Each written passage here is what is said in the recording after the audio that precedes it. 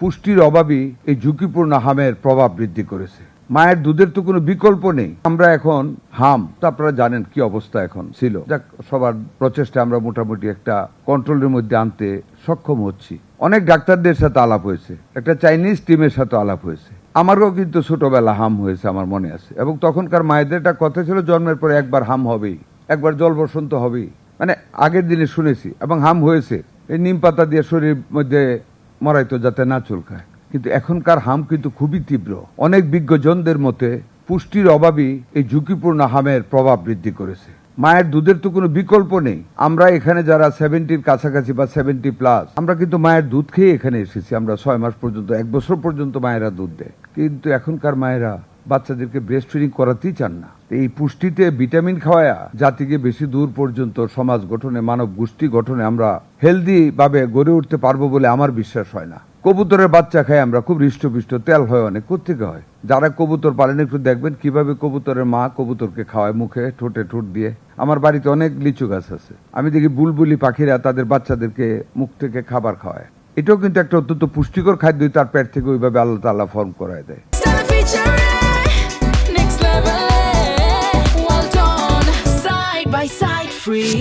কাজে আপনাদের এই যে আপনাদের 11টা জিনিস আপনারা লিখেছেন পুষ্টি বার্তা, মায়ের দুধও আছে। আমি অনুরোধ করব, যদি আমার সাথে আপনারা ডাক্তার, অভিজ্ঞ ডাক্তার মহোদয়গণ, মহিলাগণ যদি একমত হন, আমি বিশ্বাস করি এটা মায়ের দুধের চাইতে, এর চাইতে বড় পুষ্টিকর খাবার আর কিছু হতে পারে না। ভিটামিন দিয়ে তো আবার রিপিট করতে হয়। ভিটামিন এ খাওয়াচ্ছি এখন, ডি খাওয়ান, আমরা খাই, কিন্তু খাইতেই হয়, এর কোনো শেষ নাই।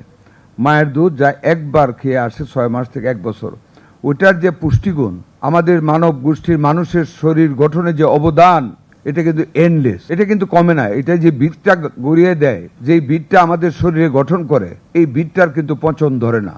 এটাকে পরবর্তীতে সাপোর্ট দিয়ে যেতে হয় বয়সের পরিক্রমায়। কাজে আপনারা এখানে যারা পুষ্টিকর্মী, যারা ঘরে ঘরে যান, একটু আপনারা বলে দিবেন মাদেরকে একটু উদ্বুদ্ধ করতে। অশিক্ষিত মেয়েরা এখনো বাচ্চাদেরকে দুধ দেয়, খাওয়ায়, তারা মায়ের দুধ খাওয়ায়। এই যে শাল দুধ, এই শাল দুধ কেন বলেন যে 1 ঘন্টার মধ্যে শাল দুধ দিতে হবে, লেখা আছে এখানে 1 ঘন্টার শিশুকে মায়ের শাল দুধ দিতে। ওয়াই? শাল দুধের টেস্ট তো আমার মনে নাই, বাট নিশ্চয়ই শাল দুধের মধ্যে এমন কিছু গুণ আছে যেটা আপনারা ডাক্তাররা জানেন। এটার কোনো বিকল্প নাই। যদি শাল দুধের বিকল্প থাকতো, হওয়ার পরে অন্য কিছু দিয়ে দিতে পারতেন, পোলিও ড্রপের মতো জিবার মধ্যে, কিন্তু এটা তো করেন না। তার মানে it carries some extra weight, natural weight. আর নেচারের বিরুদ্ধে যুদ্ধ করে কিন্তু পৃথিবীতে কেউ কোনোদিন জয়লাভ করতে পারবে না। নেচারকে স্বীকার করে নেচারকে সাপোর্ট দিয়ে যেতে হবে। নেচারকে সাপোর্ট দিলে একটা আমরা সমষ্টিক একটা উপকার সমাজের কাছে, মানুষের কাছে বয়ে নিতে পারবো। আমাদের কর্ম কার্য সফল হবে, চেষ্টা সফল হবে।